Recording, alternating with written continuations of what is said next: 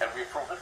So I can't see any difference if we send this to, if you're going to be in a board, just notify the mayor's office, here's the board I'm on. You don't want, I understand, you don't want to be standing up and talking and then, somebody say, no, he's in conflict. No, Mr. Mayor, and you're right, it should go to you. If there's a problem in a workplace, you go to the supervisor. If there's a problem in here, it should go to you. And I think it's important that we do that.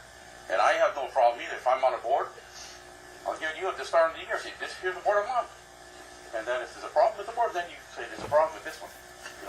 So, but I think it's important that transparency is here, and I think it's the way to go, and it's the way of the future, and I hope it continues doing it. Thank you. Councilor Thibault? Thank you, Your Worship. I'm going to vote against it.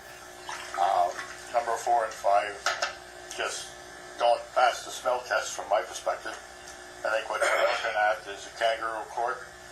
We're going to go into the camera, and then I'm going to have a bunch of my colleagues potentially reprimanding me as if I would give a shit. Sorry for the language, Your Worship. But at the end of the day, we're elected officials. We have a duty to make sure that what we do is the right thing. And I think I don't have a problem with having a transparency declaration, and that it's a statement that says we should be doing these things. But adding it into a situation where you make a complaint and that we're going to go into camera and minutes will be taken and will remain confidential, what you are actually setting up is a situation where all kinds of legal implications come forward from my perspective. I would have my lawyer on your ass so fast if it was even tried. So all I'm saying is that the idea makes sense, that we be very transparent. Okay? All of us sit on a whole bunch of boards. Okay? All of us don't make any money from those boards. The fact that if you're on a particular board and you're making a case for that organization, which may be charity or whatever, I think it's important that those organizations have counselors as part of their boards of directors. The reason that counselors get on those boards of directors is because we have a certain amount of influence over discussions that go on in the community, okay? And access to people who can help make decisions moving in the right direction. But we're not making any money, and we're doing it for the community. And somebody's going to slap us for doing that? Not my lifetime. Thank you. Councilor Murphy, please. Thank you very much, Your Worship. I don't have any issue with any of the wording in this. Is there such a thing as being too transparent? I really don't think so. And that's all this is saying. And I know that I can follow the letter of this, and I really don't expect to be reprimanded in any way, because I know when I'm in a conflict. I've stepped away on certain issues when there is a perceived conflict, not necessarily a pecuniary one, and I think that's what this speaks to. I don't have a problem with the wording in any of the sections, and I definitely think it's, I know I'll be able to sleep well at night after it passes. Further discussion, Councilor Gardner? I think I've said this many, many times. Policies, for me, are a guideline. They're not meant to stifle me. As far as being transparent, I can be as transparent as I can be, and I need to be, for the public's sake. And sitting on different committees is for the betterment of the community. And at the end of the day, I do not want to be judged by the work that I do for free and the money that I spend to make sure committees are viable and they're valuable to the community. We work under a municipal conflict of interest act, and that alone should cover anything that we deal with. I've had occasions, and Winterfest would be a good example of an agenda having to step away and having on the agenda improper numbers. There was a $26,000 number put out that the Winterfest wanted when it was only $22,000, and that could have been by my standing up and suggesting that, wait a minute, these numbers are wrong. I was on that committee, so you know what, I shouldn't have talked about it. So I'm going to take a lambasting for that? That can happen.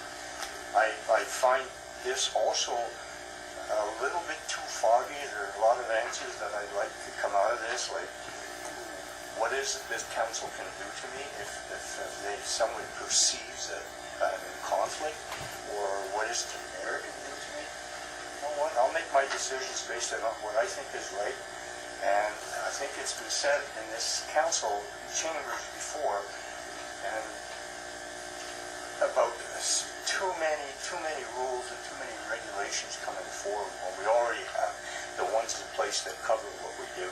So I'll vote against it. Councillor Carr, please.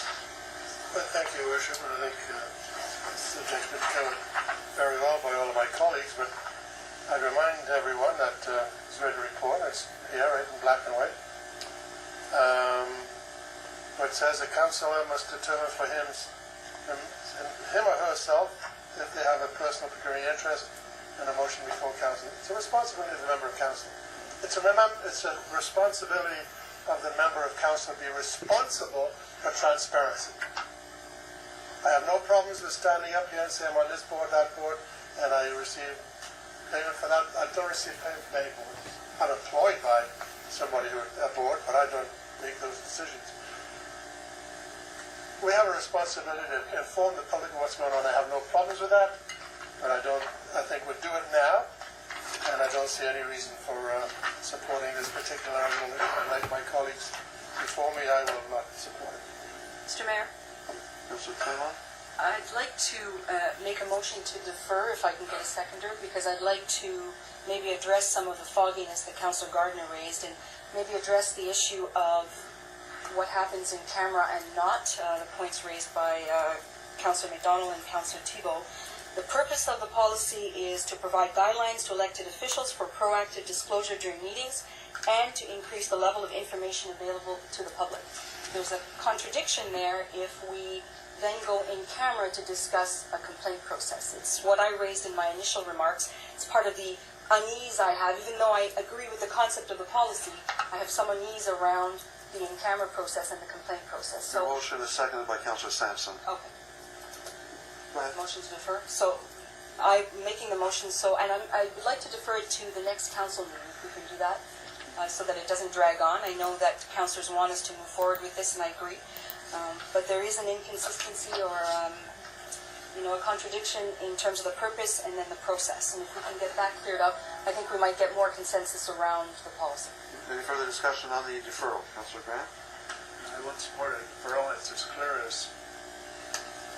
can be. I don't know how there can be confusion. The words are very, very clear here, and putting this on, this is what we're known for in this council, deferral, for goodness sake. Let's get on with it. Any further discussion with Councillor Dupel? Mr. Mayor, it never seems to amaze me, but I will not support the deferral either. This has come before us. More information about this motion, and this thing, nobody is discouraging anybody from being on boards. It's about transparency, and I will not support the deferral. I'll ask her if the main motion goes to vote. I'll ask her a recorded vote, and I'll allow the community to see if we're being too transparent or if we don't have to do it at all. So it just amazes me. Any further discussion on the deferral? Councillor Thibault? Thank you, Your Worship. I'm going to support the deferral. My reason for supporting it is quite simple. I don't want to be in a position where I'm going to get slapped by the teacher. Okay? If I, for some reason, don't mention that I happen to be on the board. I took an oath when I sat in this chair twice. And that oath was to do the right thing and to abide by the law that says if you're in conflict, make sure that you declare it. And on a regular basis, we all stand up and make sure that if we're on boards and that kind of stuff, that we make it well known. I'm never going to vote for something that says that somebody around this table will slap my hand in camera for potentially, in some situations, not mentioning it. I think that, to me, that is just saying to people, that we don't trust you. If you don't trust us, don't elect us. Okay? Any further discussion on the deferral? Ready for the question on the deferral? Recorded vote on the deferral. All those in favor of the deferral? Opposed? The deferral is stricken. So now we're back to the main question. Everyone spoke to the main question. I'll give Councillor Dupel an opportunity to make a closing comment as the sponsor of the motion. Councillor Dupel. Mr. Mayor, through you, as some of my colleagues have said, the language is there. It's pretty basic. It's educational. The process is there as to how to follow it. We've talked about this over and over again. It's about asking for greater transparency. Whether or not we feel, sitting in this chair, that we're not, it's allowing the public to know which boards we sit on. When they're here before us asking for $20,000, we'll say, it's good for me to let the public know that I sit on that board, and I would refrain myself from any voting on that motion that would be before me, and that would be my personal choice to step away from the table.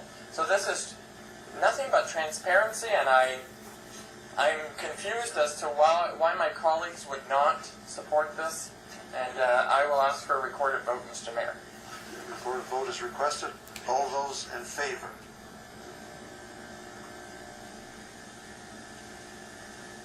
Opposed? Motion carries.